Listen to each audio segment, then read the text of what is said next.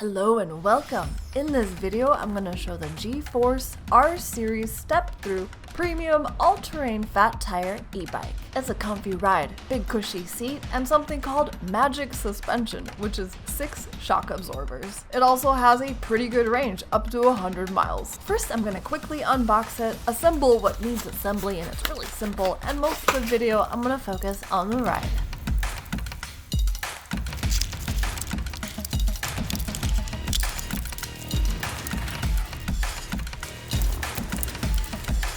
This is a quick release, which makes it really easy to remove that front wheel. Before I can take it off, I should probably install the front wheel. I'm gonna begin by removing this giant screw, which will not be needed. Next, I'm gonna remove this plastic doodad right here that you can probably barely see. There it is. Don't hit the brakes once this thing is out. I don't actually know the order I'm supposed to assemble this in because I'm not good at following instructions, which can be found here. So I'm just gonna wing it. It looks easy enough. I think I can do this. This part is much easier if you flip the bike upside down or get help, but oftentimes I just put it in like this.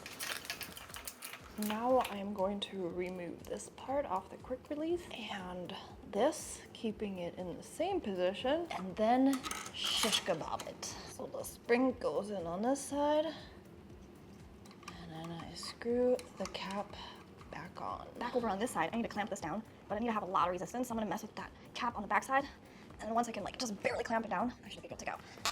Yeah. Now over up in this neck of the woods, I'm gonna install the handlebars, but first I gotta remove this piece. And now I can screw this piece back on. Oh yeah. They're a little lopsided. Over here, there's one screw on this side, one on the other side. I can fiddle around with those to get the handlebars even.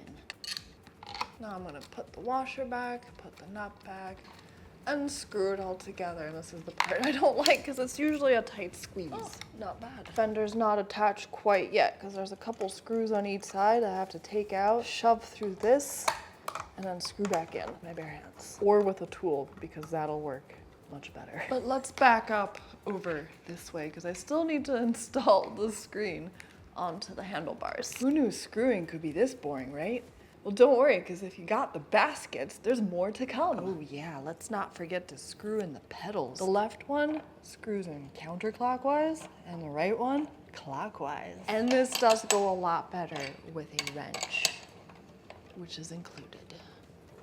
All the tools you need are included. The baskets. I'm just gonna fast forward through this part because I can't imagine this is really fun to watch. The back basket, I was hoping I could install it this way, but because of the holes, I can only install it this way. All right, let's do this. First, to turn it on, there's a red switch right here. Then, there's a button over here. There's an M on it. Hold it down for a couple seconds, and the screen turns on. So right here, this is the throttle. You don't need to pedal. It's full electric mode. I got it on pedal assist 1. I wanna see how fast it'll go. Full electric mode, pedal assist 1. I'm kind of curious if it caps the speed or if it just goes the max amount. Looks like it just goes the max amount. No matter which pedal assist mode it is set on, it doesn't matter for the throttle. It'll go the max speed of 28 miles an hour. So if I'm just pedaling away, let's see what it caps it at. Pedal assist 1, I'm getting about 11 miles an hour. Pedal assist 2. You know what? I'm gonna put it on the hardest gear to pedal in, just to kind of see how much of a workout I'm really getting. Pedal assist 2, I'm still getting a workout. Pedal assist 3, much easier to pedal. Not really feeling the burn anymore in my legs. Pedal assist 4, ooh, that's a breeze.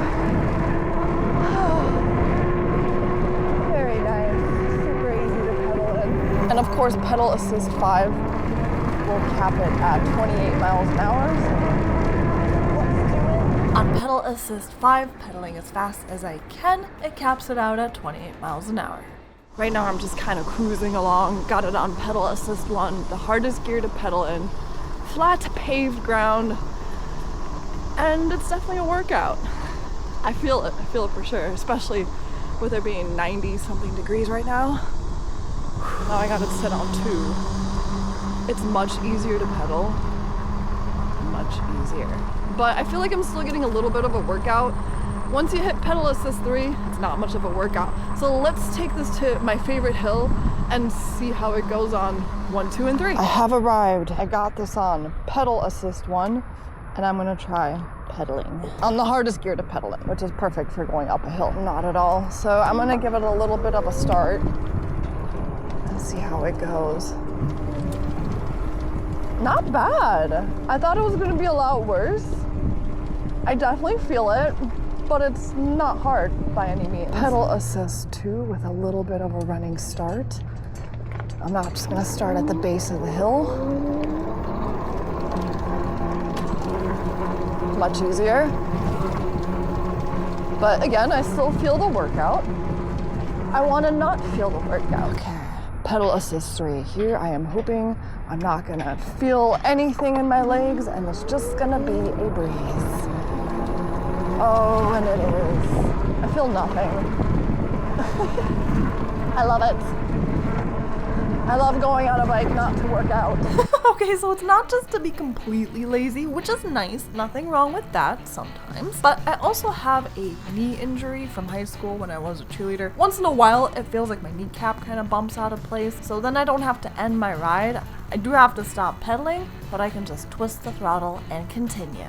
Anyways, so the motor, it's got a 750 watt rear hub motor, so that's 1300 watt peak. So it's chilling there, back there on the back wheel. The battery.